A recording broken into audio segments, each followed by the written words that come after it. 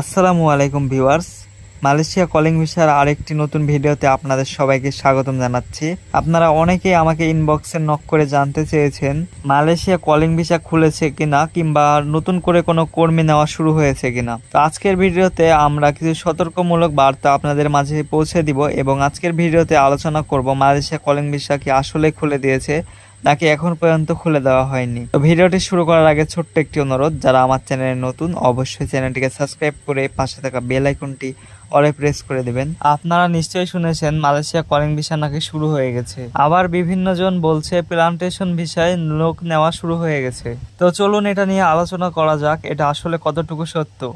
আমি একটি agency YouTube চ্যানেলের মাধ্যমে দেখতে পেলাম, তারা একটা ভিডিও পাবলিশ করেছে এবং ভিডিওতে বলছে আপনাদের প্লান্টেশন ভিসায় লোক নেওয়া হচ্ছে, আপনারা চাইলে প্লান্টেশন ভিসার জন্য আবেদন করতে পারেন।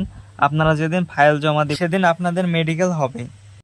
তো এখন পর্যন্ত যে এজেন্সিগুলো এ ধরনের কথা বলছে তারা সম্পূর্ণ ফেক। এখন পর্যন্ত মালয়েশিয়া কলিং ভিসা মেডিকেল অথবা মালয়েশিয়া কলিং ভিসা কোনোটাই শুরু হয়নি। সরকারের পক্ষ থেকে বা মালয়েশিয়ার পক্ষ থেকে এমন কোনো আনুষ্ঠানিক ঘোষণা আসেনি। দালাল চক্র এই সুযোগে সাধারণ মানুষকে বিভ্রান্ত করছে এবং হাজার হাজার টাকা হাতিয়ে নিচ্ছে।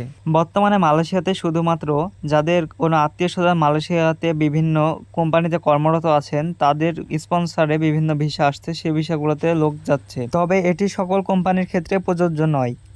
যে সকল কোম্পানিতে নতুন কর্মী নিয়োগের প্রয়োজন হচ্ছে সেই সকল কোম্পানি চাইলে এরকম স্পন্সর দিতে পারছে। বাংলাদেশ এবং মালয়েশিয়ার বিভিন্ন বৈঠক, আলোচনা এবং সংস্করণের মধ্য দিয়ে মালয়েশিয়া কলিং ভিসার প্রসেসটি এখন শেষ ধাপে আছে, শুধুমাত্র ভিসা খুলে দেওয়ার অপেক্ষা। মালয়েশিয়া অথরিটি কিছু মেডিকেল সেন্টারকে আবারও রিঅ্যাক্টিভ করেছে। এক্ষেত্রে জানা যাচ্ছে মালয়েশিয়া মেডিকেল খুব তাড়াতাড়ি শুরু হবে এবং মালয়েশিয়া যে অ্যাপটি আছে সিএমএস, সেটিকেও আপডেট করা হয়েছে।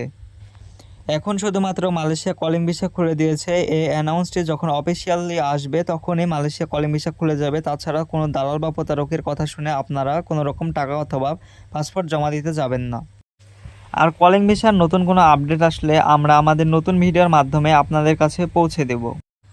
আজকের ভিডিওটি এ পর্যন্ত। ভিডিওটি ভালো লাগলে অবশ্যই চ্যানেলটিকে সাবস্ক্রাইব করে দেবেন।